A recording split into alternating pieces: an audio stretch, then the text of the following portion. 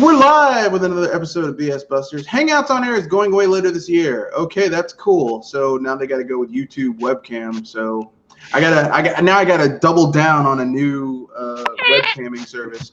I mean, on a podcasting. What? Yeah, that this is going to show.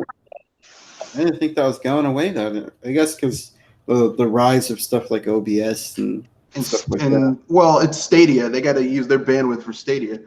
Yeah, that too. They gotta. And look, listen, Stadia is a pretty good idea. I put the $1 down for Xbox Game Pass on PC, mostly because I don't mind paying $5 a month, $60 a year to have access to a wide library of games like the Outer Planets. I mean the Outer Wilds for $5 a month, and then I can play it as much as I want to on PC, and I don't have to go through that shitty Epic Game Store. But if they're gonna give you any other options, or what? They're just gonna leave you hanging with when they get rid of Hangouts on Air. I mean, you can use YouTube's thing, but I don't think YouTube's thing lets you do. I don't think it has the functionality of Hangouts. Like Hangouts, I can turn off my camera and it just uses my avatar, and like it's like everything's all in one package. Whereas OBS and even Discord, you have to do a lot of other shit in order to get it to work. And I mean, listen, man, I like convenience. All right. Okay, I like convenience. I love convenience. I've been taking coding courses and recently, and like when I discovered that they developed all types of front ends that basically let you do a lot of the coding, makes the coding easier. I'm like, yes, because I like convenience. Well, that's the thing about technology. You want to make things ultimately easier, not more difficult. Yeah. But anyway, before we go any further, let's have the lady introduce herself, then Kenoshi, and then I'll introduce myself, and then we'll dive right into it. And if anything, ladies and gentlemen, boys and girls of all ages, this is Joy. I'm going to start with you to the BS Busters End of the Week podcast. Oh boy, got a lot to unpack this week. Yeah, so basically, Kenoshi, introduce yourself. This is Kenoshi Abominito, here to say that the E3 train is starting to the E3 thing, I wonder how come they just won't put a fork in it yet. Anyway.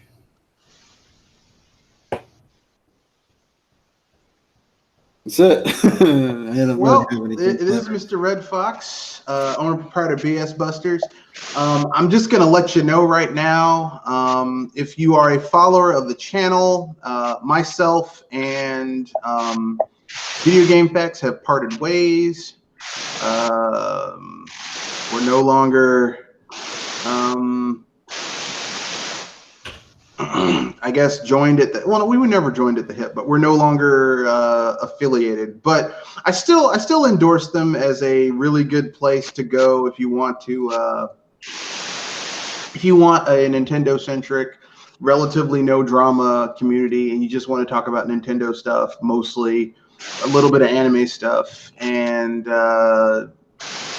it's a good community. But I've parted ways from them, but they're still a pretty good place to go.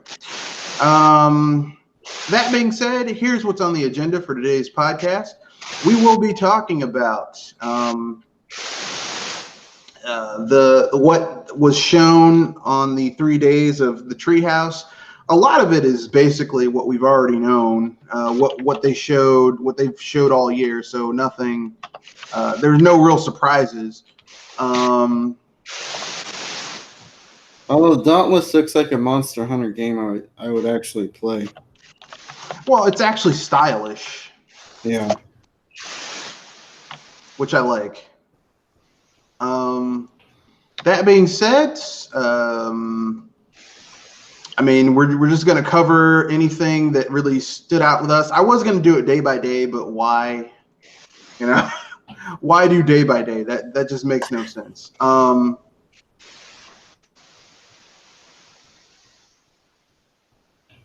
So with that being said, anything at the Treehouse that really stood out to you guys that you were like, okay, that was cool?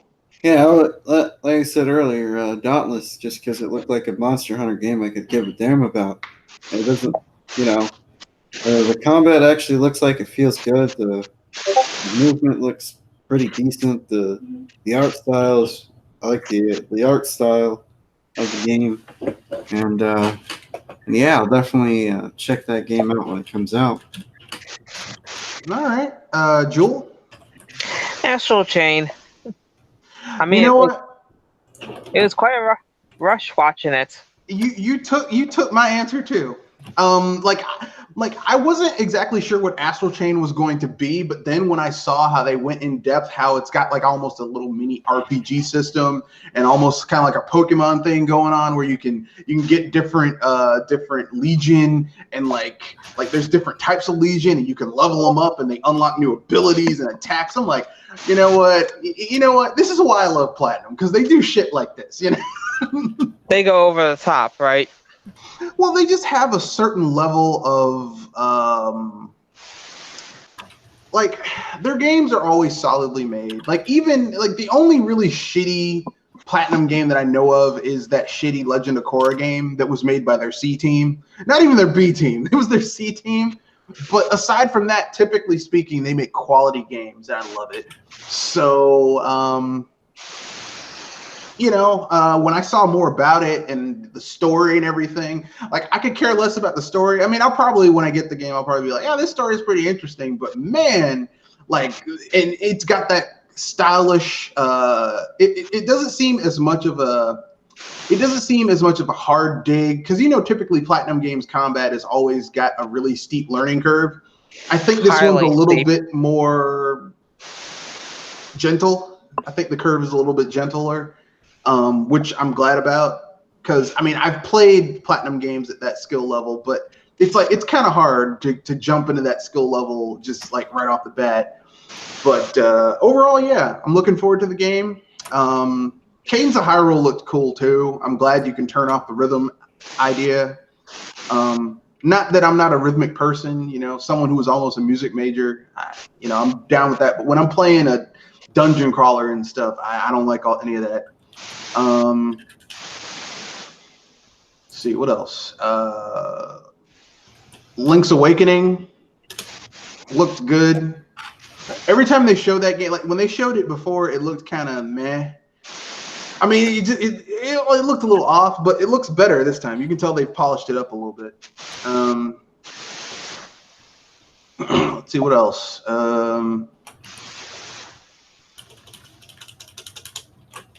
That's about it for the Treehouse.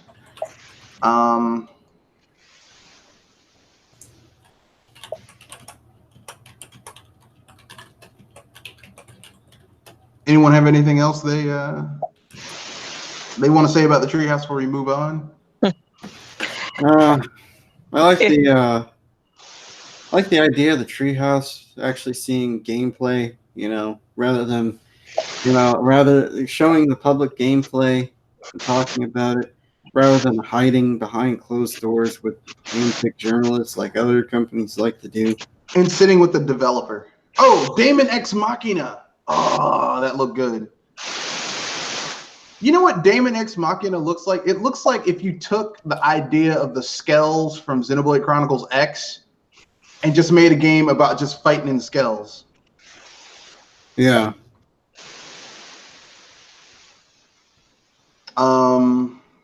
Let's see what else. So no one has anything else they want to say before we I mean, really, I thought this was going to be a longer segment. Okay, then I guess we can move on to the to the next one. So now that we've talked about the Nintendo Treehouse, I guess we can give our overall thoughts about E3. So let's give our top 5 games of E3, the games we were most looking forward to. All right, and then we'll give the worst E3 conference and the best E3 conference. So let's do our top games of E3. All right, I'll go first. No More Heroes 3, Breath of the Wild 2, and not sure. See, Deus Ex Machina, and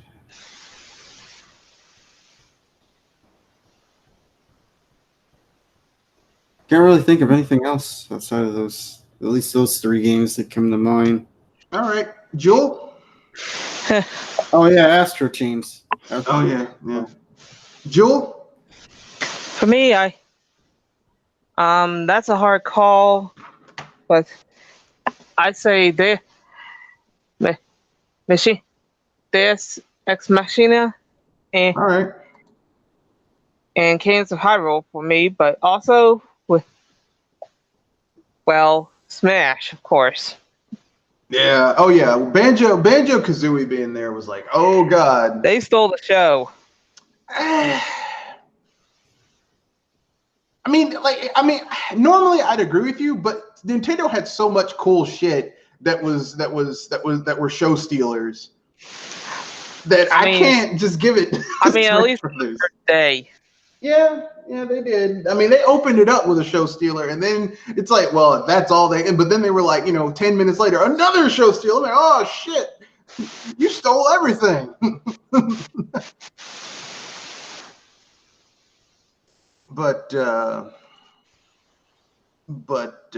So I guess I'll give mine. Okay, so here are my 5 top games of E3. This is not least to greatest. It's just the 5 games that really stood out to me the most. No More Heroes 3. I mean, almost jizzed in my pants on that one. Not literally. Don't take that literally. But I was like very excited for that game. Link's Awakening looked awesome. Let's see. Cyberpunk 2077. I know they showed that at the Microsoft's conference, but that game just looks so fucking good. And I can't wait until next year when it comes out. Let's see what else. Astro Chains, and let's see what's number 5. Marvel Ultimate Alliance 3. I'm really looking forward to that game. Not that it was like the best game that Nintendo showed, but because it's coming out next month and I can play it like really soon, I'm really looking forward to that. And it's a Nintendo exclusive, so yeah, that's really cool. I actually would put Cyberpunk 2077 on that. So there's your 5. There's your 5. Yeah, and I'm going to cheat a little bit. I'm going to say an asterisk for a 6th game. I'm cautiously optimistic about Breath of the Wild 2. Yeah. My problem is that I didn't really like the gameplay of Breath of the Wild that much. So but Ganondorf might be coming back, so that should make things interesting. I mean, really. Well, if they bring back Ganondorf, I hope the boss fight is more challenging and more interesting than the bullshit they had in Breath of the Wild. Because that Ganondorf fight in Breath of the Wild was a fucking joke.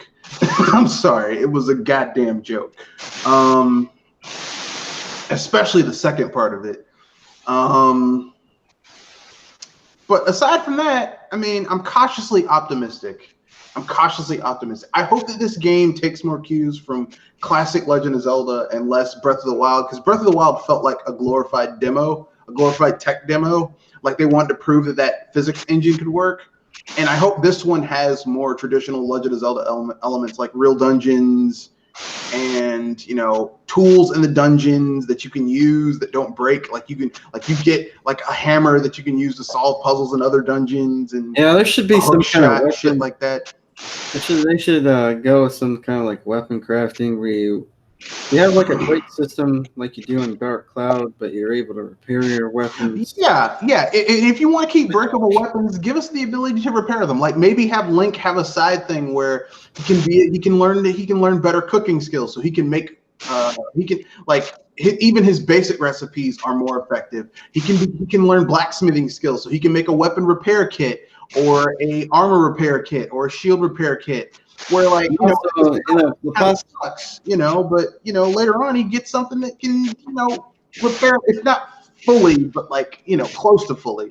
And the possibility of being able to make your basic weapon stronger too, like again, Dark Cloud. Yeah. I mean, that'd be cool. I mean, like stuff like that. Like if you're gonna here's the thing. Here's my thing. If you're gonna have breakable, because having breakable weapons in Breath of the Wild is like having your weapons break in the middle of combat is like having sex and having your condom break. I know that's realistic, but fuck, that's inconvenient as hell. Yeah. And so yeah, I hope they either fix that or overhaul the system or whatever. They probably won't though, because it's Nintendo, and Nintendo does what they want because that's how Nintendo rolls. They do not give a fuck. And I mean that's part of the reason I appreciate Nintendo is because they don't give a fuck. No fucks given. So, since we talked about the best games of show, anyone have any games that they saw that they were just like, no? The Just Dance. Yeah. The Star Wars game. I thought. And 76. Yeah. Just Dance. For me, it was Just Dance. Everything from Bethesda, I was like, I don't give a fuck. Like even Doom Eternal, I don't give a fuck. And when they did that Commander Keen thing, I was like, someone ought to run on stage and slap the fuck out of everyone up there, including Todd Howard. And EA, that was an embarrassment to those who were fans of Commander Keen. Yeah, if you grew up playing those games on DOS, oh boy, they basically just took what you loved and punched it in the dick and threw it down a flight of stairs. And EA, like nothing EA showed, I gave a fuck about. Like the Jedi game, the Star Wars game, I was like, I don't give a shit about this game. Like they showed Battlefield 5. Like some DLC coming for it. Don't give a shit. I just saw it look generic. The Star Wars game, I thought it looked kind of generic. Yeah, the only game that looked more generic than that Star Wars game was Square Enix's Avengers game. Ouch. I don't even know what the hell that was. With the stunt doubles of the Marvel characters. Like it doesn't have Scarlett Johansson, it has Scarbo, who is Scarlett Johansson's stunt double. And you don't get Chris Hemsworth. You get Chris Hemsworth's stunt double, Boar. he's not Thor, he's Boar. And the only character in that trailer that looked like kind of like what they're supposed to is Iron Man. That's because the motherfucker's in a suit. Like they had a guy who's supposed to be Bruce Banner, and I'm like, you guys could have just used a model of Bruce Banner from the comics and no one would have said a word. But the fact that you tried to do a shitty version of Mark Ruffalo, but like you couldn't get Mark Ruffalo's likeness, so you got the most generic looking fucking Bruce Banner on planet Earth. Oh god, I don't know what to say. I didn't try to get the likeness and try to just get the actors in mocap because it probably would have cost too much. Yeah, but they could have done what Nintendo did and just used the comic book versions of the characters, and no one would have said a fucking word. That's probably what they should have went. They probably should have used the comic book version of the characters. Use a more stylized version, the comic books, sort of style. Well, I don't think it would have worked because they're using the Tomb Raider engine because they got to make their money off of that Tomb Raider engine. Because those Tomb Raider guys. Yeah, I mean, didn't you notice that from the figures that it's the Tomb Raider engine? I don't know how you're going to do a superhero game in the Tomb Raider engine because that engine is not really tooled for superheroics, if you will. They're probably combining it with other engines to make create some new physics that you just never saw in Tomb Raider because Square Enix just makes no freaking sense sometimes. Let's see. Aries73 says that's the price you pay for going for realism in a comic book video game. Yeah, I mean, I don't even think it's realism. I just think it's the issue of them using that engine that's not really designed for those characters. Like, it's designed to make... Realism isn't the problem because we've been watching live-action comic book movies for like the past 15 years. Yeah, it's that the characters look generic as fuck, and by extension, the action in that game looks generic as fuck. It looks like something... the game doesn't look interesting. Like you look at Marvel Ultimate Alliance and that game looks interesting. Like even though it's stylized and it's not ultra detailed, it's like, wow, this looks cool. It's got Luke Cage, it's got the Punisher, it's got the Avengers, it's got the Fantastic Four, it's got X-Men. Like it's like, wow, this looks cool. I look at the Square Enix's Avengers game. I'm like, so what kind of game is it supposed to be? Anyway. It's a games as a service game, which means there's going to be like a base game, and then there's going to be like missions throughout that they're gonna upload. I mean, this thing's going to fail. That's gross. It's gonna fail. It's gonna fail because Square Enix jumped on this games as a service thing too late. The only way games as a service is going to work if you use like a Netflix like system.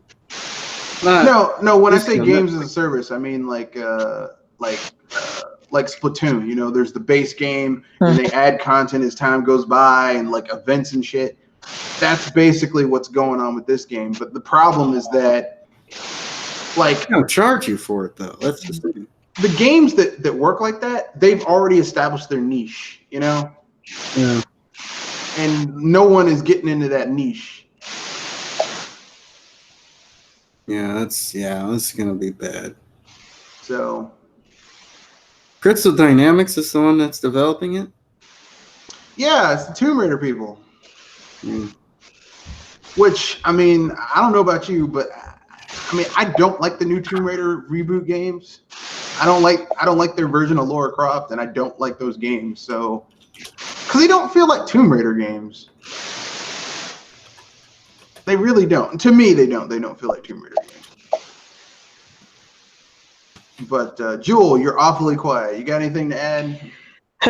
I'm mostly listening to how much of a horror show some of those were. Besides, if anything, I was trying to keep from hitting the easy ones like 76. Well, 76 is, I mean, listen, people say you shouldn't kick a man when he's down, but when a man is not only down, but his limbs have been cut off, like, if you kick him, it's a crime, you know? You're assaulting a handicapped person, and that's particularly heinous. So in the case of Fallout 76, I don't know. How can I put this nicely? Not only do I not give a shit about Fallout 76, but I knew it was going to be bullshit because Bethesda hasn't made a good Fallout game yet, in my opinion. Because I didn't like Fallout 4, and Fallout 3 is just Fallout for dummies. Oh, you don't want to have to actually learn how to role play and think out how to solve your problems in various and interesting ways? Well, fuck that. Here's Fallout 3. So, I mean, for a company who every Fallout game they've made has been consecutively stupider and more casualized, Fallout 76 was going to be even more bullshit. So I don't know why anyone was surprised. Especially when the shit began as a mod for Fallout 4 anyway. But with that being said, we talked about the best of show and worst of show. So I guess we got to talk about the best conference and the worst conference. So who was the best E3 conference and who was the worst? Let's do the worst first and get it out the way. Who wants to go first? Bethesda by far. Bethesda was worse. Really? EA and Bethesda. Oh yeah. Like those paid actors that they had clapping and cheering. I still believe that they were paid because it's like, you know, they were cheering for Fallout 76 updated content. It's like, there's no way you guys have forgiven. No one's forgiven Square or Bethesda for that bullshit. Yeah. No, they got their canvas back, so they're good now. But you know, I think it's a tie between EA and Bethesda. I have to agree with Jewel. The reason I say it's a tie between EA and Bethesda is because EA, the games that they showed were just fucking uninteresting to me. Like the Star Wars game, their big game was the Star Wars game, and I'm like, I don't give a like. There used to be a time where if someone said a new Star Wars game is coming out, you should be excited. I give no fucks about. I was gonna say, if you see Star Wars, that's the EA. Be ready to panic. Well, I mean, just period. I'm burnt out on Star Wars games because I don't like the way Star Wars has been going for the last, since Disney few bought years. them. Since Disney's bought them, I haven't enjoyed Star Wars. Like they're doing a new Star Wars, Lego Star Wars, like the entire trilogy, like the whole Skywalker saga, the prequel trilogy, the original trilogy, and the trilogy they're gonna wrap up. I don't like the new trilogy, so why the fuck would I want to play a game where I had to play? And here's the thing: this is coming from someone who had to play through the complete saga, which was the prequel trilogy and the original trilogy. And I hate the prequel trilogy, and I was like, well, I'll power through it because I get to kill Jar Jar. But even here, I'm like, even if I could switch over into the Emperor and force choke, switch over into Darth Vader and force choke the shit out of Rey and Finn. It just, I don't want to do it.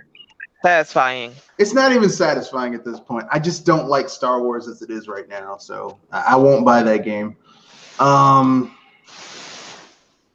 won't be buying that game. So, yeah, for me it was EA and Bethesda. EA because what they showed was just lackluster, and Bethesda because how the fuck are you going to get on stage and not mention the fact that you came out with a game that was as broken and buggy and glitchy? Like, joke about it. It's funny.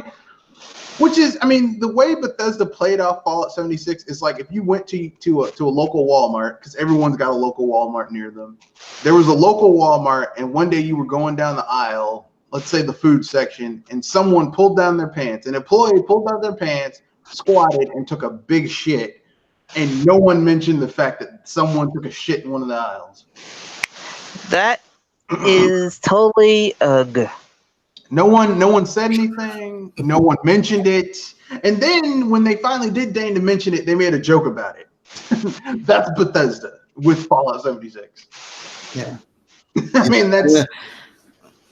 Yeah, it was the worst. It was by far the worst. I mean, EA is just boring, but Bethesda was just... Like, you know... I mean, how are you going to joke about doing this to people? People paid $60 for what is essentially a incomplete game. Yeah. Yeah, Bethesda, everybody there at Bethesda should feel embarrassed for themselves right now. It's a completely embarrassing company. I mean, I know you guys make money. I know Todd Howard owns like 30% of the shares of the privately owned company, and he's loaded, and it makes him money when people buy these broken ass incomplete games. I'm not gonna knock his hustle, but I mean, you think for once, could someone name a Todd Howard led project from Bethesda that came out as complete and finished? Can't do it because it hasn't been done. I'll save you the trouble. Every game that's been led by Todd Howard has come out as a broken piece of shit. Coincidence? I think not. I think not. Yeah, no, I think not. Cut corners and make as much money as possible. You know? Yeah. Because people, I get that you want to make money, but don't put your integrity on the line. Because people make excuses for it. You know, there's an entire community of modders whose sole job is to make Bethesda games more enjoyable, especially their mainline games. Yeah. Which is the equivalent of if you went out to eat someplace and there's like you take their food home and then you have to cook it again because the way it was cooked at the restaurant was bullshit. Like, no one would accept that, and yet we accept it with Bethesda and other video game companies, which is just laughable to me. I'm not completely mad at Bethesda because people keep buying their games and making excuses for them. And the modding community keeps on fixing their games. Like, I remember I went to this one thing where this guy's like this dude actually said this. He's like, well, the modders should just, you know, they should just go and just take their time and just fix the game. Like, why would you want hobbyists to fix a game that should have been fixed when it came. It should have been complete when it came out. Like, it's not their job to do that. I mean, it's just that you know. I mean, yes, Bethesda built the blood machine. They should be taking the task for it, but a lot of these people keep feeding the blood machine. Yep. Keep putting more blood into the blood machine. And they keep on buying these shitty games. And then, I mean, some people, like, I saw this dude's like, yeah, I bought Fallout 76 day one. First of all, look, I'm someone who buys a lot of Bethesda games. You never buy a Bethesda game day one. You wait a year, 2 years, 3 years down the line. Like, you never buy Bethesda games day one. What the fuck is wrong with you? So, you know, it's Skyrim 6 is just going to be the same story. Or Yep. Morrowind 6 or whatever that series is called. Elder Scrolls. Oh, Elder Scrolls 6. Yeah, that's going to be the name. It's going to be the same story. Yeah. It's going to come out buggy and busted, and modders are going to come out and fix it. You know, they're going to lie to us and say that they're working on this, you know, great new engine. It's not going to look particularly all that great. I mean, it's like what they did with Fallout 4. They said, oh, all this new technology and whatnot. And then when the game came out, it's like it was the upgraded version of the Skyrim Luminous engine.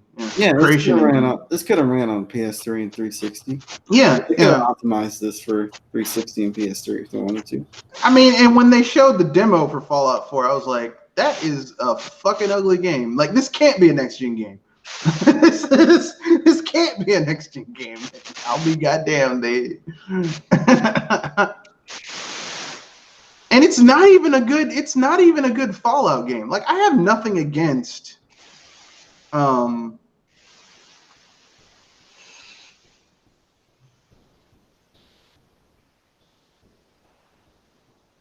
I have nothing against people trying new things, but if you're gonna come out with a game and it just like if you bought a franchise and you're just gonna run it into the ground like Bethesda has done with Fallout, then I mean I can't in good faith as a Fallout fan continue to buy these Fallout games. Which I mean, to be fair, the last Bethesda Fallout game that I bought like full period was Fallout 4 on sale, like the Game of the Year edition for like $10 on sale. Because you never pay full price for Fallout games. That's stupid. Why would anyone do that? Paying full price for paying full price for a Bethesda game day one is going full retard. Never go full retard. You're asking for trouble. But that being said, that was the worst of show. So I guess we got to get to the best of show. For those of you listening, if you put in the comment section, what is your best of show for E3, the best E3 show? So I have two parts for this. Obviously, I think for most of us, we're going to say the best of show was Nintendo. Easily.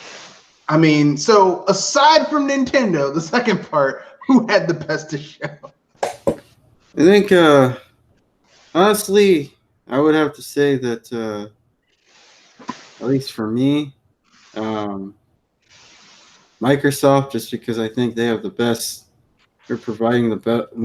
Out of all these services that are coming out, I think they are providing the best service compared to like EA Access or Uplay. I think, and plus if you own an Xbox, I mean, being able to pay $15 a month and having access to a plethora, a decent amount of games, and having Xbox Gold too.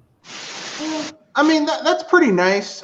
It's also pretty nice that if you don't own an Xbox and you just pay $5, like basically if you get it for a year, it's $60. So basically you buy one AAA game minus tax, and you basically have access to, once it is fully operational, hundreds of games on PC. Yeah, that's nice. Yeah, that too. Yeah, that's nice. Yeah. But I still would not say they had the second best after Nintendo, because when you really think about it, like the whole purpose of being a console manufacturer and being at E3 is to be driven by exclusives, and literally nothing that they showed was exclusive. Like everything they showed was shit that you get other places. Yeah, like I said, like I was telling somebody else, the biggest thing that's going to differentiate the PlayStation 5 and the Xbox, the Xbox console, Xbox Scarlet, is who's going to offer the best service. Yeah, because there's no exclusives. Yeah. I mean, aside from Sony's exclusives, but if Death Stranding is any sign of the quality of Sony's exclusives going into the next generation, I don't think we have to worry. I don't think anyone has to worry. Yeah, that game's gonna have yeah. Because that game looks like it's gonna suck. I know some people are gonna get angry. Oh, how dare you say that? You bastard.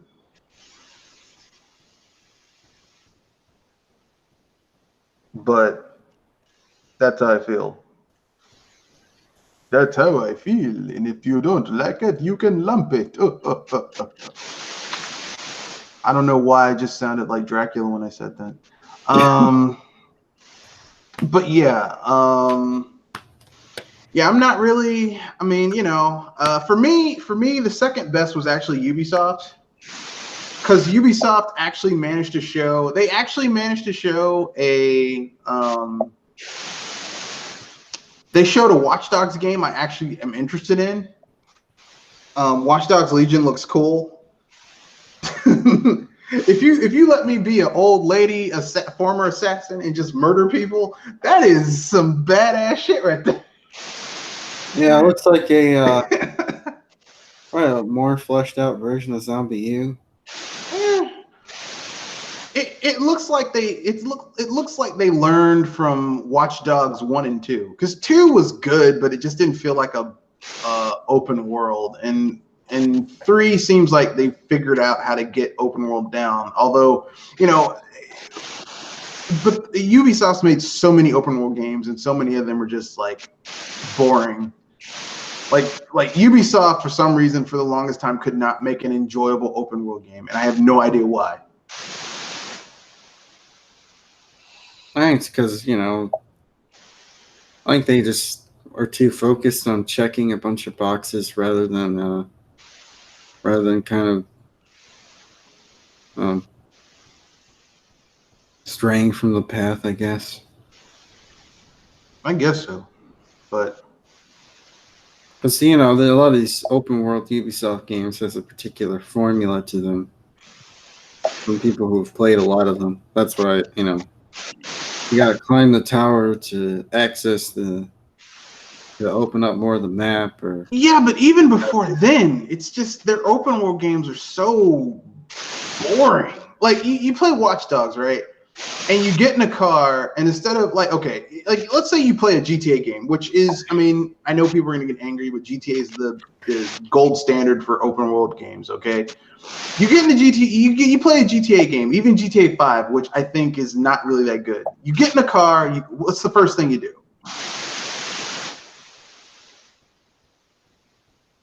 you switch to one of the things you try to find the radio. Right, you turn on the radio. Yeah. And the radio stations have music that you immediately know what's on, right? There's like radio stations, there's radio talk shows, there's commercials. They've created a world, right? Yeah. You play a Ubisoft game, you turn on the radio, and it's like some of the most generic, boring ass. And you can't say Ubisoft can't get good music, because I know they got money. Yeah. Yeah, it's I guess you just don't want to. I guess there might be when you make those deals, there just might be certain stipulations that a lot of these record companies want you to meet. They probably don't want to meet those stipulations, whatever they are. I mean, that could be the case. I don't know, but I'm just it gets boring to me after a while. I'm like, I can't deal with this shit. I can't deal with this broken bullshit. I can't deal with it. I can't,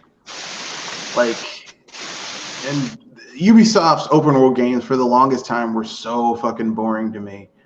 Like Assassin's Creed, everyone's like, I love Assassin's Creed. I'm like, this shit's boring as fuck.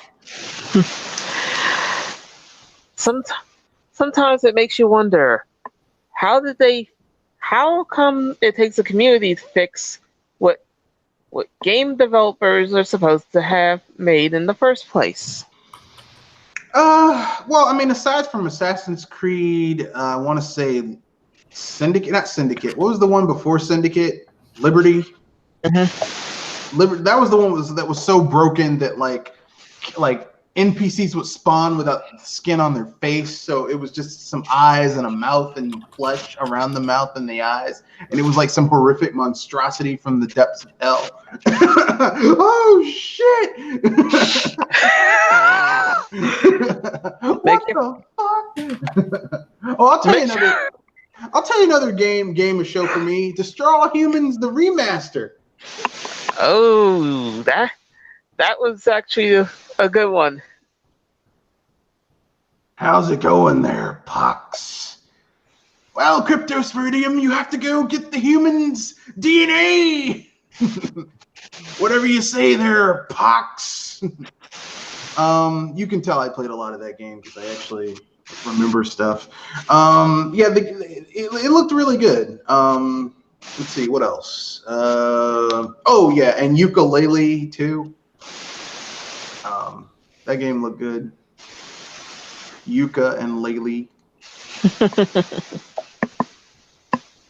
But I guess overall, my feeling about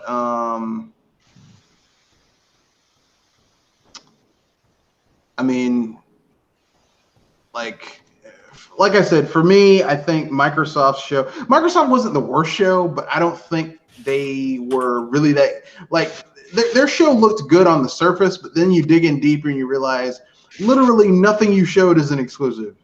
Like, no game you showed, like, everyone's like, I like them because of the games, but none of those games are exclusive. You have no reason to buy an Xbox One or Xbox Scarlet for any of those games, because even their next gen games are going to be on PC.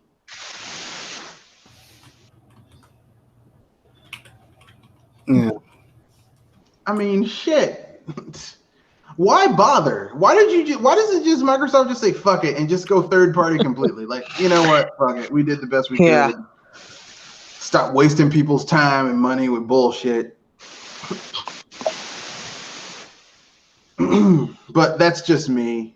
So I guess we can move on to we did the best and the worst. So I guess we can move on to the next topic. What TV show or movie desperately needs a video game adaptation or spinoff? What sparked this was that I saw the Dark Crystal Tactics game, so I was like, what?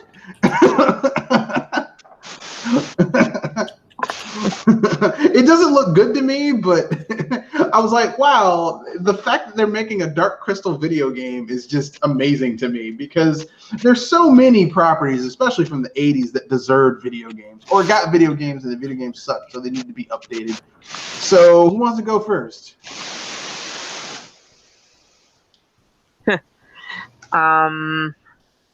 That's a hard call, because there's some things that I honestly wish to think about. I'll go last. All right. How about this? The Last Starfighter was widely considered. It was the first movie to use CGI graphics for a lot of the movie. And I mean, basically, the graphics look like something out of Star Fox. So why not just jump the shark and use that technology from the original Star Fox for the SNES and make a Last Starfighter game? It's basically the same thing. Why not? You can even keep the same music from the movie. I think the movie score was done by Robert Silvestri, so you can just Alan Silvestri, just keep the same music, you'll be good. The Last Starfighter, the game.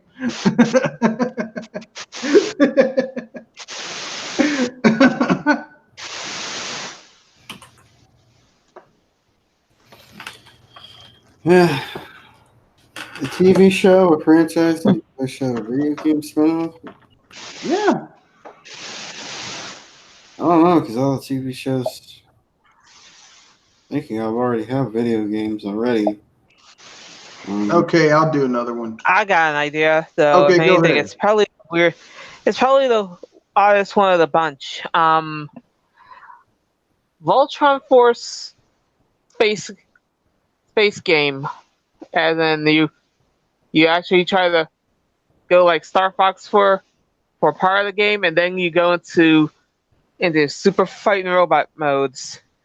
That sounds cool.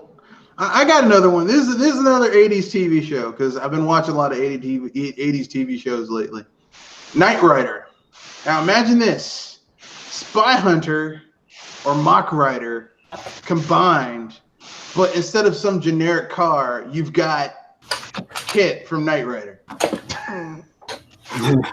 and Michael Knight. And you can even have the theme music from Knight Rider. I mean, basically, Knight Rider was Spy Hunter anyway, because you had that truck that like Kit would drive onto and get upgraded and like intel and shit. So, you know, why not just cut the middleman out? Just make a Knight Rider video game. There you go. Plus, Michael Knight couldn't fight at all. Like, it was all the car. You didn't give a shit about Michael Knight. You just cared about the car, Kit.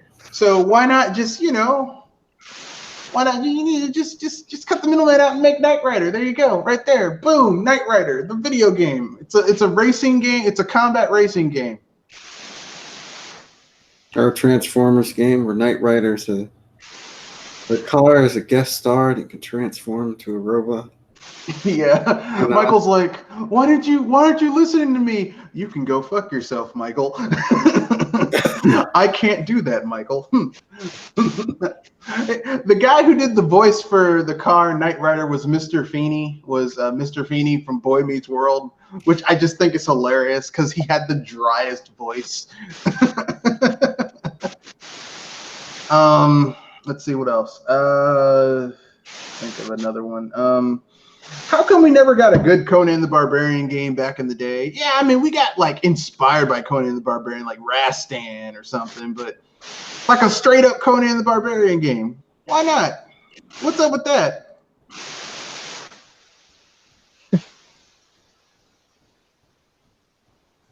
I don't know. Just you know, these license-based games, you know, they have these weird deadlines that they have to meet. So they don't have time to make them as good as they could, because you know because I guess you know the people that are putting out the license are paying for the game, and they don't want to pay any more than they have to. That's probably why we don't see a lot of good license games, especially these days. Man, I guess so. I'm just saying. I could imagine. Okay. I got another one for you. Here's another one. Here's another game that could totally work. Since everyone's all for this rah woman power, you know, against the patriarchy shit, do a video game that is a sequel to The Princess Bride. But here's the hook. This time, instead of Wesley going after Princess Buttercup, Wesley's been kidnapped, and Princess Buttercup has to go after him. Like, she goes and gets the old crew together. She gets the new Dread Pirate Roberts, which is really Inigo Montoya. And Fezzik the Giant. Right? Maybe Miracle Max, because, you know, he can heal people. It's like, show how much you know. He's almost completely dead. Shows how much you know. Your friend here is only mostly dead. Yeah, I could totally see, and you could do it as almost like a type of Paper Mario style RPG where you use like time to attacks and little rhythm type things in order to do your damage. And each character would have their own things. Like Fezzik the Giant would be like the big muscly dude who could move shit. Inigo Montoya would be your swordsman. Once you get far enough in the game and you rescue Wesley, you've got two swords characters. Buttercup could be, I don't know, magic. I don't know. Could totally work. I mean, we've gotten some good Ghostbusters games, so I can't really say Ghostbusters as a, you know. What about the Addams Family? Yeah, that'd be be good, actually. No, that could work. I don't think we've gotten really any good Addams Family games. There were a couple for the SNES. Yeah, we had like 3 for the. We've had like 3. 1 for the Sega Genesis and 2 for the SNES. And like the Addams Family kind of went away. Well, I just have one question. If they do an Addams Family video game, I want it to be based off of either the original cartoon or the 1990s Raul Julia films, because that is just so good. Just Angelica Houston, because I love those movies. They're so good. They're so good. We could also make a Smurf game where Gilgamesh or whatever his name is actually eats those little blue bastards. Yeah. Or they could call it. They could do the Smurfs, the search for more female Smurfs. I know they did a movie based on that, but with like one female Smurf in there, all the other Smurfs were trying to smash, except for Vane Smurf because he was gay. But the rest of them were just like, look, man, she's the only woman here, and we're Smurfs, we'll share, but come on, man. help a blue brother out. Come on, baby. So what? I never understood the whole Smurfs thing. Like, what was his whole purpose of trying to capture the Smurfs anyway? He wanted their magical powers. Like they were ingredients for spells, and they had magic. That was basically the whole thing. Oh, okay. It was kind of stupid. Like of all the '80s cartoons, I never liked the Smurfs. I watched it when I was younger because it was all the time on Cartoon Network, but it was not something I really admire at all. Like I would rather watch the Smurfs knockoff, which was the Snorks. Yeah, the Snorks. I would rather watch the Snorks than the Smurfs. Yeah. Yeah. See, here's what you kids don't understand. In the '80s, our cartoons were made by people who snorted way too much cocaine. So everything. What? They never ran on air. No, they weren't running on air. They were running on cocaine, and you could tell because some of the shit that we had in the '80s that they put on TV, like Fantastic Max. About this baby that at night he basically would manipulate this toy in his crib, and he turned into a astronaut and go into space and do shit. Super Ted. Super Ted, and then they had this weird, and then they had Saban. Everyone's always like Saban always associates them with Power Rangers, but before they got Power Rangers, they had this show called Around the World with the Bull Man. Jesus fucking Christ, that show was weird. It was well. While we're on the topic of '80s and '90s cartoons, a couple cartoons that stand out to me were the child versions of like the Flintstones when they were kids and the Flintstone kids. Yeah, those were terrible. I remember being terrible. Flintstone Kids was a lot better than Yo Yogi. Here's what I'll say about the Hanna-Barbera kid tunes. Some of them were good, most of them were terrible. For example, like the Tom and Jerry kids was actually pretty good. Yo Yogi was bad. I mean, a pup named Scooby Doo wasn't bad either. I found like some of the characters in that show incredibly annoying. Well, I mean, Daphne. Yeah, but that was the point. Like Daphne was supposed to be annoying. She was a rich girl who like whenever anything happened, she'd like Jenkins. She'd call for a butler and he'd do shit for her. But I liked how they really captured that even as a pup, Scooby and Shaggy had this bond. Like Scooby would laugh at all of his stupid ass jokes. Get it, Scoob? Get it? I don't get it. He's like, what? You have no sense of humor. Whatever, Scoob. Let's see what else. A pup named Scooby. Let's see what other kids shows it. Tom and Jerry Kids. I already said that. I mean, some of the. I mean, because think about it. Tiny Toons was basically the kid version. I mean, not really the kid version of Bugsy. Yeah, that was the exception to the rule. Yeah. And then you had Animaniacs, which was like lost tunes from the Warner Brothers vault. You know. So there were characters. You know, there were tiny versions of characters that were good. I mean, really. Flintstone Kids sucked because you didn't know what the continuity was. You didn't know if those were like the kid versions of the Flintstones or if they were the children of the Flintstones. You had no idea because they played fast and loose with the continuity. You didn't know what the hell was happening. It's always weird when they use technology, technology in those shows. Like, yeah. I always, as a kid, it's like, this is kind of weird because when they're adults, they were. That show's based off in the 50s and 60s. Now it's like now they got. How did they have better technology when they were kids than when they were adults? That's weird. Yeah. And then they had Captain Caveman in Flintstone Kids, which was a side character in the Flintstones, like who came in later on. It was weird. It was weird. Flintstone Kids, I will admit, was hit or miss. Like sometimes it was good, and sometimes it was like, what the fuck, man? You know, like seriously, like But Hanna-Barbera, there was a time when Hanna-Barbera was at the forefront of animation. Like they did things that Warner Brothers and even Disney just were never gonna do. Like the Flintstones, the original Flintstones, just totally like they didn't come out and say it, but they just admitted that Fred Wilma fucked. Because, I mean, you notice cartoons before then, when someone had a baby, it was like the stork came and delivered the baby, or, something happened.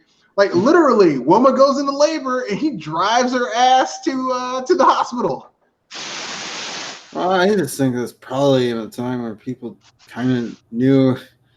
I mean, people obviously knew it, but I'm saying they showed it in a cartoon on television. Because most cartoons before then, and even some after that, they didn't have that. Like there's an entire episode of the Jetsons where like George and Jane like basically like they admit their marriage is getting a little stale, so they go to a couples retreat, and she thinks she's gonna lose her husband, so she dresses up as the burlesque dancer for the men's club across the street, and he sees it as his wife, and after that when they got back to their hotel room, George and Jane fucked. Okay, they fucked. Okay, there's like, and this is in the 60s. This is when you still had a married couple, been married for years, got kids, but you go into their bedroom and there's a bed on one half of the room and another bed on the other half of the room. Hanna-Barbera had balls back in the day. They really did. They had balls. I mean, I'll give Hanna-Barbera credit back in the day. They had balls. Not so much now, but back in the day they had balls. Now? Well, Hanna-Barbera, I think they were bought by Cartoon Network, which makes sense because and Cartoon Network, I believe, used to be owned by Ted Turner. Ted motherfucking Turner. So, any other topics, or is it free topic?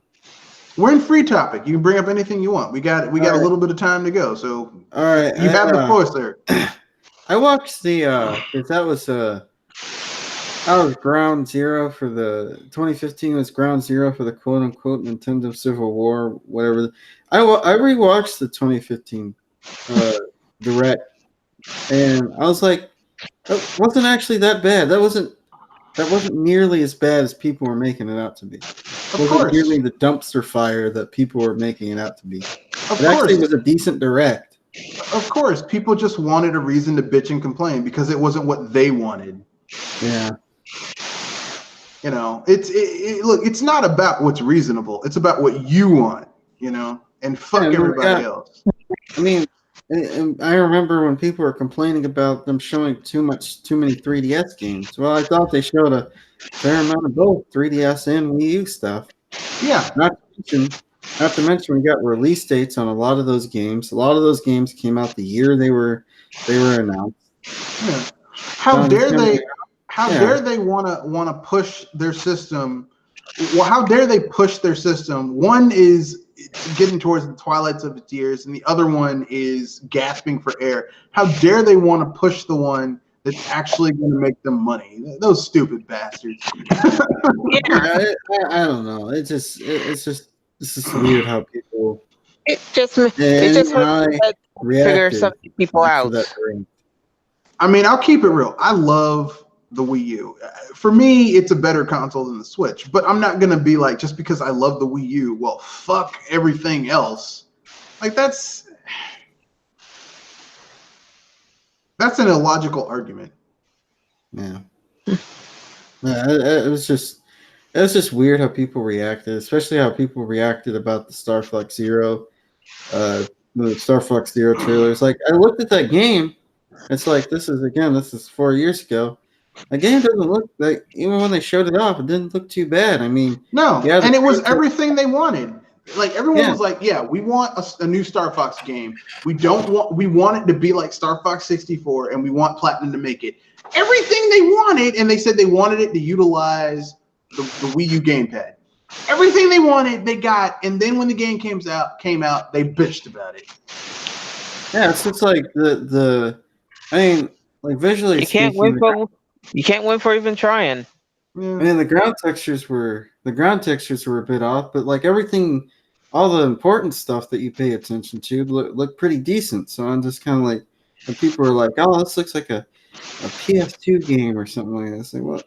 I was like, I wish my PS2 games looked like that when I was during the PS2 era. I'm not saying it was the greatest looking game ever, but it wasn't nearly as bad as people were making it out to look. No, it wasn't. It's just like what it boils down to is that people just wanted an excuse to bitch and complain. That's all it was. Yeah.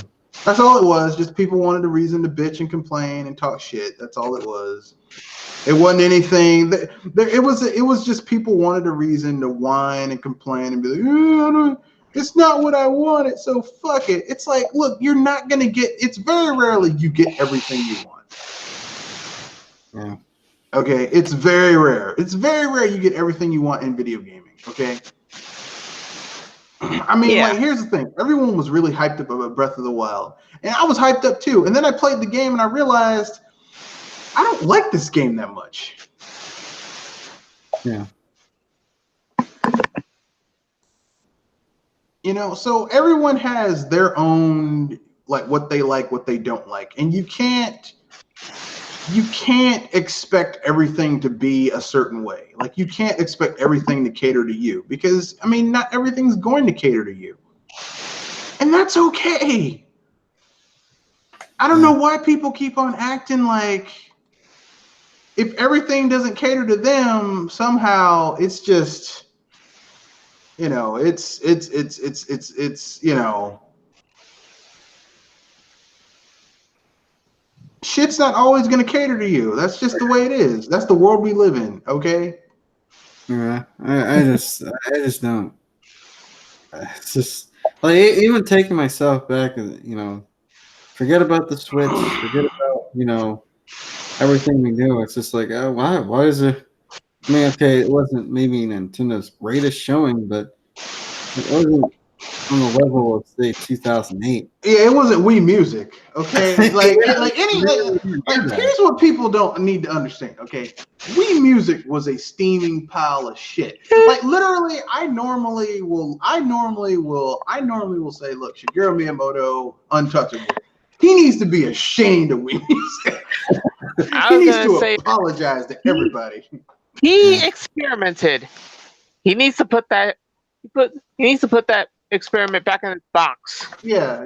They need to have that guy in every sci-fi movie that has people experimenting, where he says, "This experiment has gone too far. It must be terminated." That's who they need to get. It's like, this experiment needs to be terminated. Like, that's basically. It's like I watched a video from a certain YouTuber. I won't mention their name, but I'm just kind of like, there's just some people out there who don't care about what makes sense. They just want, these out there, these out there things that are, completely nonsensical, or they can't admit to themselves that I'm just not a huge Nintendo fan. Not a Nintendo fan, and you know what? That I understand that everybody else enjoyed the Nintendo conference, but they didn't show necessarily what I wanted. But at least everybody else got what they wanted. Couldn't do that. But. Like I said, I am not an Xbox fan. I've never liked the Xbox. When it was announced, I was like, what type of bullshit is this?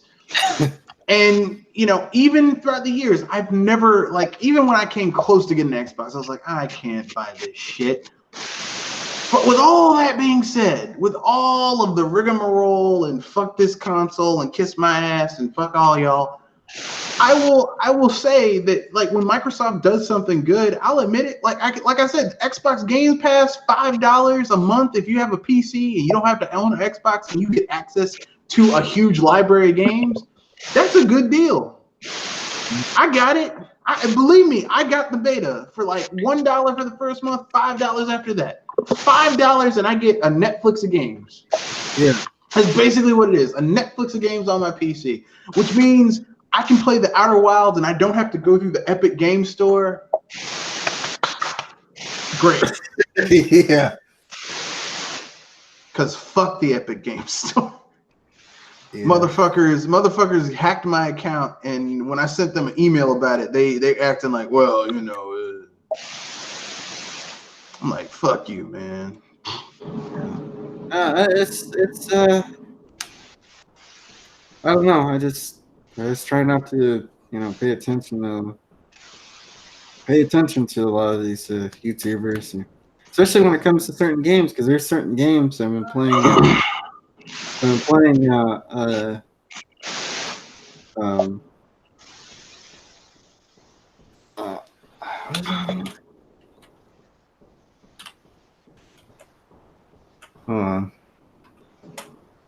Oh yeah, I've been playing Recore. That game got panned in reviews, but I thought, this is a pretty good game. Yeah. Basically, how you feel about Recore is how I feel about Mighty Number 9.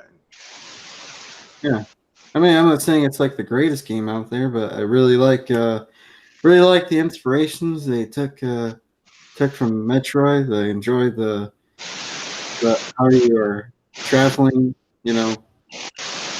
traveling the world, and I like the character design. She actually looks like somebody that's how sometimes they put these characters in these post-apocalyptic world, but they look perfect.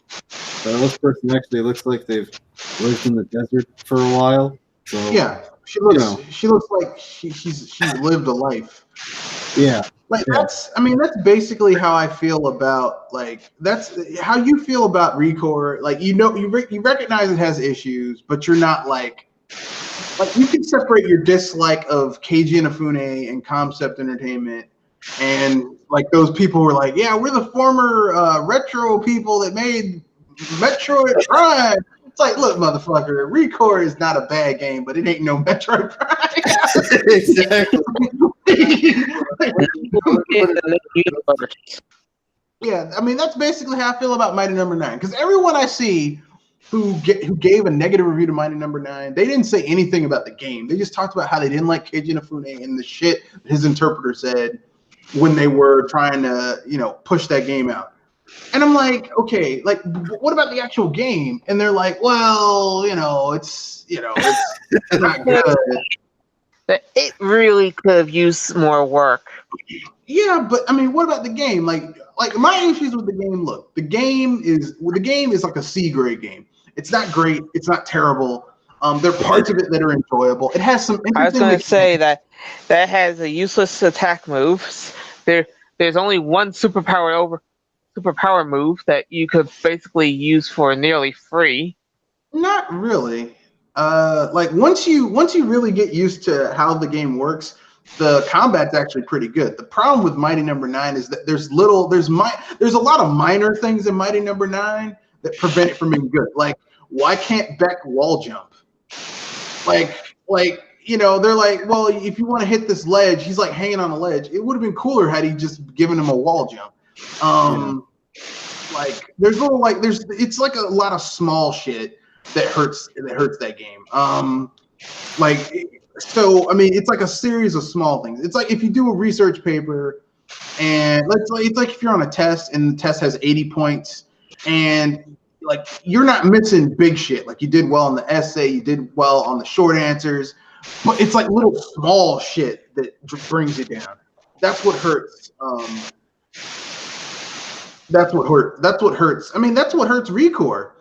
Like Recore is like small things that hurt that game. Yeah.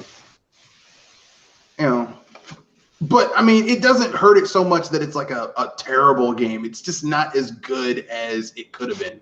Like the platforming could be a bit more precise in Recore. Yeah. And it's kind of weird how you got to switch between the different color robots sometimes, especially when you're in combat and there's a lot of shit going on. I mean, it's like small things that kind of hurt that game. But I mean, how much of that is their fault? Yeah, how much of that is their fault? How much of that is just the game wasn't well made? How much of that is, like it's way too easy to say, oh, this game sucks because X, Y, Z, and not because this game sucks because it wasn't well made or. Well, we'll never see, the evolution of that franchise because, people hated it so much that they're like, hey, rather than be like, oh, this game is shit, rather than be like, hey, there's some pretty good ideas, it's pretty flawed, but I hope to see, them evolve on this console. Well, that game failed because it flopped sales wise because I mean, it just wasn't, it wasn't gonna. Like, because KJ Inafune tainted it. That's why. Yeah. Like it could have done well, but he tainted it. Like KJ Inafune, with his bullshit, tanked an entire group of stuff. I was going to say that he basically sank everything in sight.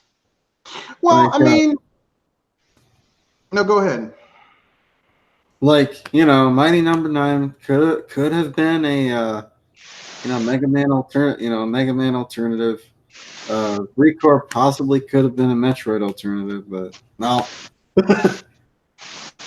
Just because the way KJ Inafune handled his business and especially handled development, kind of gave Concept a bad name. So yeah, basically. That's what could have happened. Like you could have had, think about it. You could have had a massive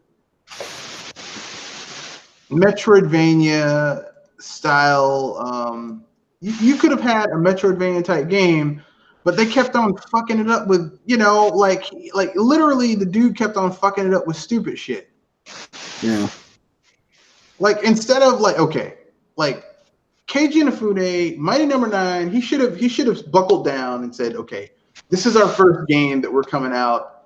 We kickstarted it. We need to make sure this game comes out well. Instead, he took some of that money and put it into an investment relationship with Tencent in China. It's like, man, you haven't even gotten this game out yet. And you're trying to promote 2 games in a movie? Well, we're going to do a Kickstarter for another game. For basically like a Mega Man Legend style game. Now look, I mean, I want a Mega Man Legend style game. I think we've been blue-balled about it ever since they canceled the last one. Well, the thing is that Mega Man Rockman Volnut is still stuck. Rock Volnut is still stuck on the fucking moon. On the moon. Like he's still on the moon. We don't know what the fuck's going on.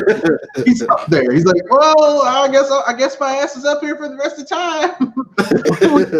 It's kind of sad because like I hate leaving games just hanging. It's not cool. Yeah, it's disappointing. Disappointing. But you're damn right. It's disappointing because we're left with a game that literally is just like incomplete. Well, we're left with a saga that's just incomplete. Like Mega Man, Rock Volnut is just in space. Like there's nothing you can do. The motherfucker's just in space. I mean, he's on the moon, and we're never gonna see him get down from there. We're never gonna see him get down because Capcom has a stick up its ass. Well, one of the biggest problems with the Microsoft conference was mentioned this on Wednesday was this Project Scarlet reveal. They might the way they revealed it, they might as well not have revealed it at all. Yeah, they didn't reveal a damn thing. They just gave you pretty words and a CGI cutscene that didn't show any gameplay. Didn't show, it's just. And I think people this year could really sense it. We're getting fed up with the whole CGI BS. I mean, they just dropped a series of specs that are probably going to be bullshit. They're probably going to have to shave them down because it's going to be too expensive, and they don't want to lose that much money on the console. They were talking earlier to a group of people about how much money Sony people argue. I remember people yelling about the PS3 being overpriced. No, the technology and what they put in that system, it was technically underpriced because they lost $260 per console. Off the PS3 or the PS4? PS3. Oh yeah. But I mean, the problem with the PS3 is that they put the problem with the PS3. You're right. With the Blu-ray and all that shit, it was overpriced. But the problem with the PS3 is that they put Blu-ray in there, and we found out a year into the PS3's life cycle, Blu-ray doesn't matter anymore because of streaming. So literally, I mean, me personally, I would have rather had a Blu-rayless PS3 that was backwards compatible with the PS2 than PS3 no backwards compatibility, because I don't like having I don't know about you guys, I don't like having 20 kajillion consoles hooked up to a TV or buying an $80 signal splitter so that I can play multiple consoles on one TV. It's a pain in the ass. And I know, and they were talking about HD. I remember the whole HD DVD versus Blu-ray thing. Mm-hmm. Whoever developed HD DVDs admitted defeat, and it was about Blu-ray now, and all of that just became irrelevant a couple of years later. Because of streaming. Yeah. I mean, who the fuck cares about what? Who cares about what?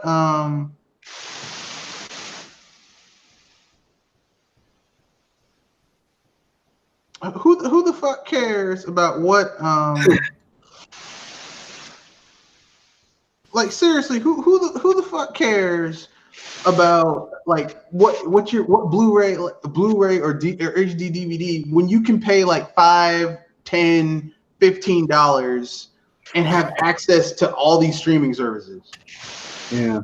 I'm gonna spoil it I'm gonna get a little real with people, okay? Because I have Amazon Prime and because I have Spotify, which I pay $10 a month for, Spotify gets me the second tier of Hulu, okay, for free. It's included with the prescription. Okay.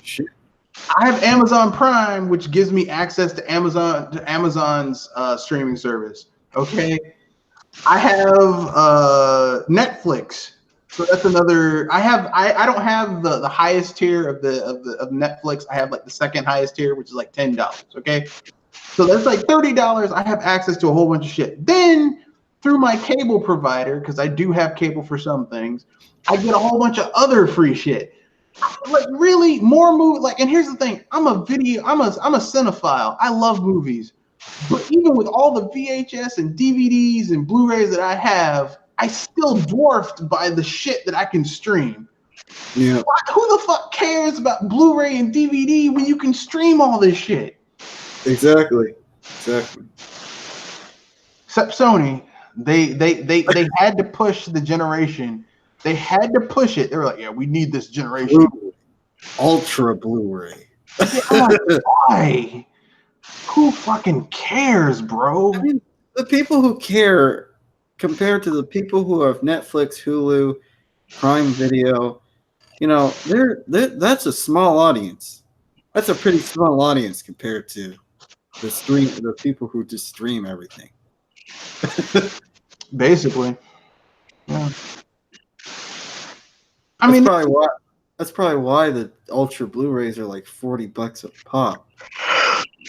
It was just a series of bad decisions. Just bad fucking decisions. From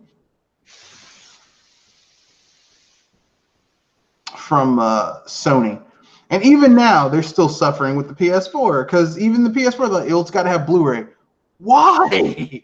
No one uses Blu-ray anymore. People are going to streaming. And Blu-ray is slow anyway when it comes to gaming. That's why the game has to install. It's too slow. The system reads Blu-ray. Essentially, it reads the information off the Blu-ray disc a lot slower than, say, a normal DVD or the UHD DVDs or whatever the Chinese HD DVDs that Nintendo was using for Wii U. So for gaming, it's a step back, okay? And yet people just, Yeah. don't say nothing about it because people get mad when you talk about it. So. Yeah. People think that one thing is the future, and yet they find out it's in the Stone Age. Yeah, it literally is a step back. But, I mean, you don't need to say anything about it. So let's see what else. Jewel, you have a free topic you want to talk about before we wrap things up?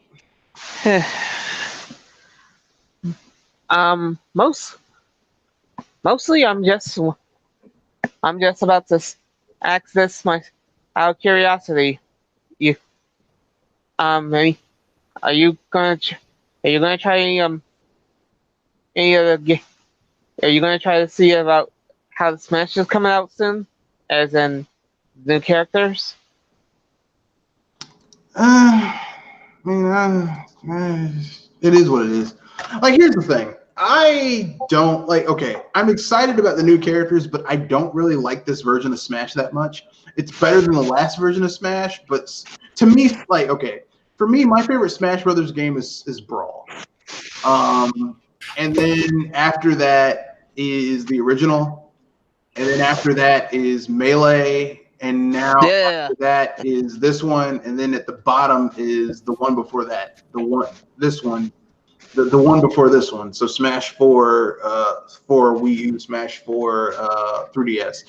I don't like that game because I think the single player sucks, and like there's tons of missing. There's shit that should be in that game that isn't in that game. And this one, like, I'm not like overly enthused with this game about either. So, like, for me, I just, not like, oh my god, it's Smash Brothers. Like, there was a time when I used to be like that. I used to be, oh my god, it's Smash Brothers. Now I'm like, for me, I actually take things easy enough and let each game shine by themselves, but also know that they could use polish at some places, and some places they are so sleek that you can't hide it. Yeah, I mean, it's not that I dislike. It's not that I dislike. It's not that I dislike.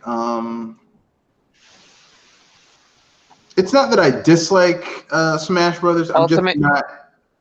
Yeah, it's not that I dislike it. It's just I'm not like overly enthused with it. Like, I don't think it's the best Smash Brothers ever. I mean, like I said, I personally prefer a Brawl because Brawl. I know everyone's like, well, Brawl had tripping. Look, I've never considered Smash Brothers to be a high competitive game. Yeah, I've never considered it to be a competitive fighting game. Like, I have fun with it, but I'm not like, oh my god, I don't take it that seriously. Like, the problem with a lot of people, they take the shit way too seriously. And my thing is that seeing all these people say no items, Final Destination, Fox only, those are the kind of people that I wonder where's their fun?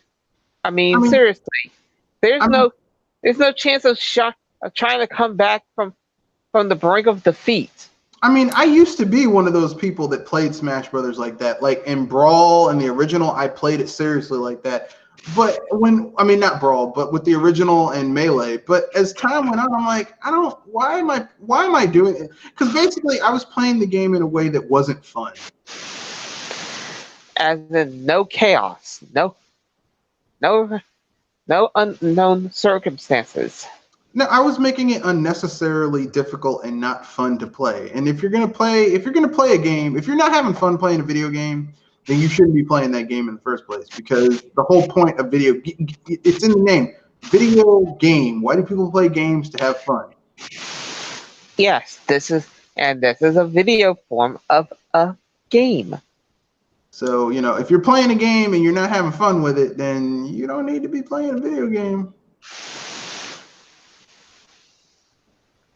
There's other shit to play, Uh-huh.